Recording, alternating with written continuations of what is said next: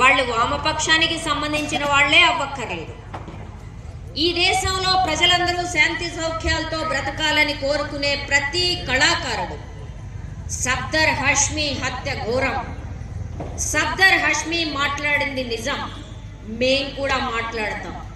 ప్రజా కళాకారుల గొంతుని నులిమేయడం మీ వల్ల కాదు అని లక్షల గొంతుకలతో చాటి చెప్పారు.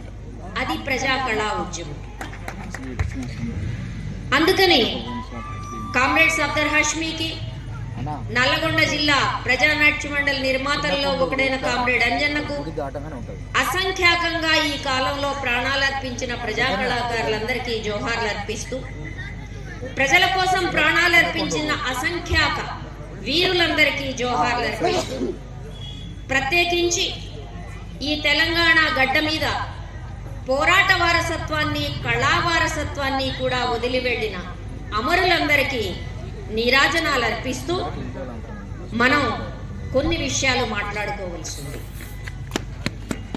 ఈ విషయాలు వీళ్ళకి శ్రద్ధాంజలి ఘటిస్తున్నాం అంటేనే దాని అర్థం మనం వాళ్ళు ఏమేమి వదిలి వెళ్ళారో వాటన్నిటినీ మనం పూర్తి చేయాలని అర్థం.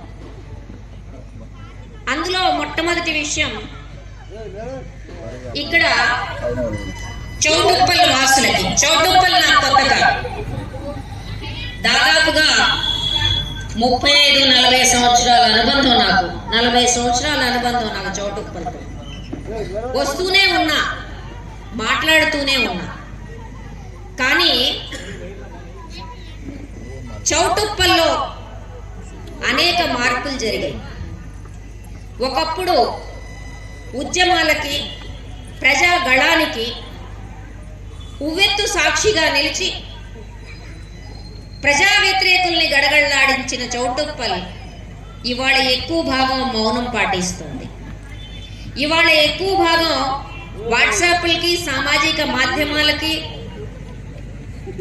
మన హైదరాబాదు క్రీనీడగా మారిపోయి, బ్రతుకు తెరువు బాటలో వెళ్ళిపోయి తన్ని తాను ఎంత మర్చిపోయిందంటే ఈ చౌటుప్పల్ తన బిడ్డల గురించి పట్టించుకోవడం కూడా మానేసింది. బిడ్డల గురించి మర్చిపోవడం అంటే ఏంటో మనం మాట్లాడుకోవాలి.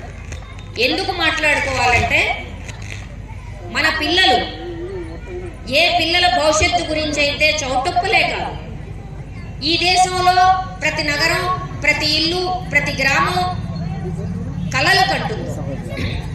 అటువంటి పిల్లలు మొన్ననే ప్రభుత్వ లెక్కల ప్రకారం 3 నుంచి 6 గంటలు సోషల్ మీడియాలో అతుక్కుని పోయి ఉంటున్నారు. సోషల్ మీడియాలో అతుక్కొని పోయి ఉండడం అంటే ఏంటి? సోషల్ మీడియాలో అతుక్కొని పోయడం అంటే సొసైటీని వదిలేయడం అని అర్థం. సోషల్ మీడియా సోషలే కానీ అది anti social element. Social media ఏం చేస్తుంది మన పిల్లలకి అంటే, మీరు మురిసిపోయి మావాడు ఏడాదికే ఫోను నొక్కి మాట్లాడడం నేర్చుకున్నాడని మీరు మురిసిపోతున్న మీ పిల్లవాడే మాటలు రాని వాడిగా మిగులుతాడు. 2 ఏళ్లకి మాట్లాడాల్సిన మన పిల్లలు 4 ఏళ్ళైనా మాట్లాడని దశకి రావడానికి మన చేతుల్లో ఉన్న ఈ స్మార్ట్ ఫోన్ అనే ఒక ఇడియట్ బాక్సే కారణం. మీరు ఇళ్లలో మాట్లాడుకోవడం మానేసి పొద్దున్న సాయంత్రం రొదరొదగా పెడుతున్న టీవీలే కారణం. మనం మనుషులతో మాట్లాడడం, పిల్లలతో మాట్లాడడం మనం కూడా మర్చిపోతున్నాం. మరి పిల్లలు ఎట్లా మాట్లాడతారు? ఆ పిల్లవాడు పెరిగి, ఆ పిల్లది పెరిగి ఏం చేస్తుంది? 8-9 సంవత్సరాలు రాగానే సోషల్ మీడియా, తలెత్తే తీరిక లేదు ఎవరికి, తలకాయ దించుకొని బతకడమే అందరూ మెడనొప్పులు వచ్చినట్టుగా. ఎక్కడ చూడండి బస్ స్టాపుల్లో, ప్లాట్ఫామ్స్ మీద, బస్సుల్లో ఇదివరకు ఒక మొఖవన్న చూసేవాడు, అబ్బాయి పక్కన ఎక్కిన ఆయన ఇందాక ఎక్కిండు కదా, దిగిండు కదా అనుకునేవాడు. ఇప్పుడు అసలు ఎక్కడో గంతలు కట్టిన గుర్రంలాగా సీట్లో కూర్చొనుడు, ఆ టికెట్ ఎప్పుడు ఇస్తుండో, ఎప్పుడు తీసుకున్నాడో కూడా సోయి లేకుండా తీసుకొని, ఇంకా మళ్ళీ మేట నొక్కితే దిగేది కూడా ఎక్కడో సోయి ఉంటలేదు, ఎక్కడ దిగాలో కూడా సోయి ఉంటలేదు. ఆ పరిస్థితికి చేరినాం మన పిల్లలు. వాళ్ళు కూడా అంతే, వాళ్ళకు కూడా గంతలు కట్టినాం. పోరా వాడికో పోటీ, వాడికి జీవితం లేదు, వాడికి ఏంటి లక్ష్యం? డాలర్ కలలు. వాడు ఈడ కాన్వెంట్లో చదవాలా, టపా టపా ఇంగ్లీషు మాట్లాడాలి, అయిపోయినాక వాడు ఎగిరిపోవాలి, డాలర్ రెక్కలు కట్టుకొని ఎగిరిపోవాలి. ఆడి నుంచి పంపించాలి, మనం ఈడ కూర్చుని షుగర్లు బీపీలు తెచ్చుకోవాలి. ఇది చేయడానికి మనం చేసే పని ఏంటి?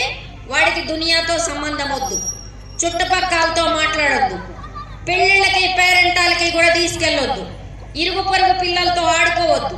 వాడు బాల్ పట్టుకుంటే, బ్యాట్ పట్టుకుంటే, గోడుం బిల్ల ఆడుతుంటే అరే పనికి మాలిన ఆటలు అని వాడు ఎట్లా నేర్చుకుంటాడు? ఎవరితో మాట్లాడాలి, ఎట్లా నేర్చుకుంటాడు? టీమ్ స్పిరిట్, ఒక జట్టు కట్టడం ఎట్లా నేర్చుకుంటాడు? వాడు పోటీలో ఎట్లా నెగ్గాలో ఎట్లా నేర్చుకుంటాడు? వాడు ఒకవేళ ఫెయిల్ అయితే ఎట్లా తట్టుకోవాలో ఎక్కడ నేర్చుకుంటాడు? వాడు అక్కడే నేర్చుకోవాలి, ఆటపాటల్లో నేర్చుకోవాలి, పెళ్లి పేరెంటాల్లో నేర్చుకోవాలి. నేను గనక జీవితంలో విఫలమైతే నా వెనకాల ఇంతమంది ఉన్నారు అని వాడికి అర్థం కావాలి. ఇవన్నీ అర్థమవుతున్నాయా? ఇప్పుడు అర్థం చేయనిస్తున్నామా? వాడి చేతిలో సెల్ ఫోన్ పెట్టాలా, ఆ తర్వాత కంప్యూటర్ రావాలా, 13 ఏళ్లకే ఆడు మీటర్లు నొక్కుతా అంటే మనం చూసి మురిసిపోవాలి. వాడికి దునియాతో పని లేదు. ఒక్క చిన్న ఇబ్బంది ఎదురైతే 10th క్లాస్లో 4 మార్కులు తక్కువ వస్తే ఫెయిల్ సంగతి వదిలేయండి, వాడు ఎట్లా బతకాలో అర్థం కాని దశకి బతుకు రాని వాడి కింద వాడిని మనం తయారు చేస్తాం. సామాజిక మాధ్యమాల్లో, సోషల్ మీడియాలో మన పిల్లలు వెళితే